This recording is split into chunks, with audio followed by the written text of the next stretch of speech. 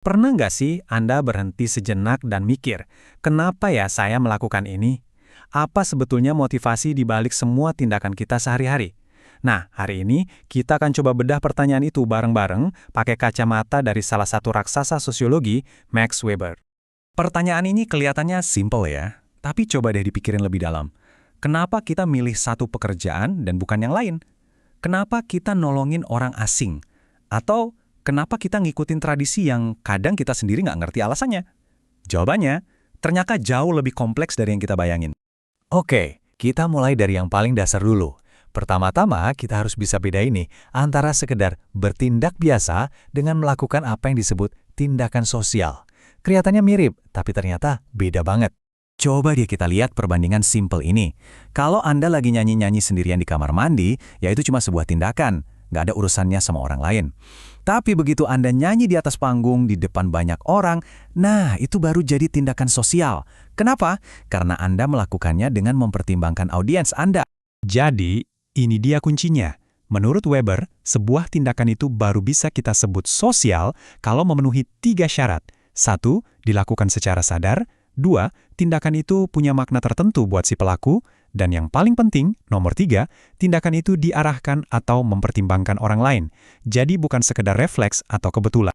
Sip, ini dia peta perjalanan kita untuk hari ini. Kita mulai dari definisinya, lalu kita bedah 4 tipe aksi sosial, dan di akhir kita bakal lihat gimana semua ini bisa bantu kita buat ngerti masyarakat kita sendiri. Nah, sekarang kita masuk ke jantung dari pemikiran Weber. Dia dengan cerdas membagi semua tindakan sosial kita ke dalam 4 tipe utama. Pembagian ini didasarkan pada satu hal, motivasi di baliknya. Yuk kita kupas satu persatu. Ini dia keempat jagoannya, rasionalitas instrumental, rasionalitas nilai, tindakan afektif, dan tindakan tradisional. Gampangnya, 2 yang pertama itu basisnya logika, sementara 2 yang terakhir lebih ke perasaan dan kebiasaan. Oke, kita mulai dari 2 tipe aksi yang paling penuh perhitungan. Ini adalah tindakan-tindakan yang kita lakukan setelah kita pikirkan baik-baik. Benar-benar pakai kepala, pakai logika. Tipe yang pertama namanya rasionalitas instrumental. Biar gampang, bayangin aja ini tindakan yang paling efisien, yang paling to the point. Tujuannya sangat jelas, sangat praktis, dan kita pakai cara yang paling masuk akal untuk mencapainya. Jadi, kata kuncinya di sini adalah kalkulasi. Anda sadar betul apa tujuan Anda, dan Anda secara strategis milih cara atau alat terbaik buat nyampe ke sana. Semuanya tentang efisiensi, tentang hasil akhir. Contoh paling klasiknya, ya menabung. Anda kan nggak nabung iseng-iseng aja kan? Anda melakukannya dengan tujuan yang sangat diperhitungkan. Mungkin buat dana pensiun, buat beli rumah, atau buat investasi. Ada tujuan praktis yang jelas di ujung sana. Nah, tipe rasional yang kedua ini agak beda nih. Namanya tindakan rasional nilai. Sama-sama pakai logika, sama-sama disadari, tapi motivasinya bukan hasil akhir yang praktis, melainkan kesetiaan pada sebuah nilai yang kita yakini. Di sini pertanyaan utamanya bukan lagi apa untungnya buat saya, tapi lebih ke apakah ini hal yang benar untuk dilakukan? Tindakan ini didorong oleh prinsip etika, moral, atau keyakinan agama, nggak peduli untung atau rugi secara materi. Dan ini contoh yang pas banget. Memberi sedekah misalnya. Secara ekonomi, uang kita berkurang kan? Kayak rugi. Tapi kita tetap melakukannya karena kita percaya pada nilai luhur untuk saling berbagi. Melakukan tindakan itu sendiri sesuai dengan nilai kita, itulah keuntungannya. Oke, jadi biar gampang bedainnya, gini aja. Tindakan instrumental itu fokusnya ke hasil. Mau dapat apa? Sementara tindakan nilai fokusnya ke prinsip. Menjadi siapa? Keduanya sama-sama rasional, tapi kompas moralnya beda. Oke, kita tinggalkan dulu dunia logika yang serba terukur. Sekarang, kita beralih ke 2 tipe tindakan yang lebih didorong oleh sesuatu yang lebih manusiawi mungkin, yaitu perasaan dan kebiasaan.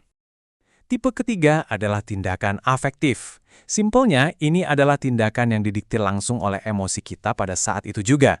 Bisa karena cinta, marah, bahagia, takut, perasaan apapun bisa jadi pemicunya.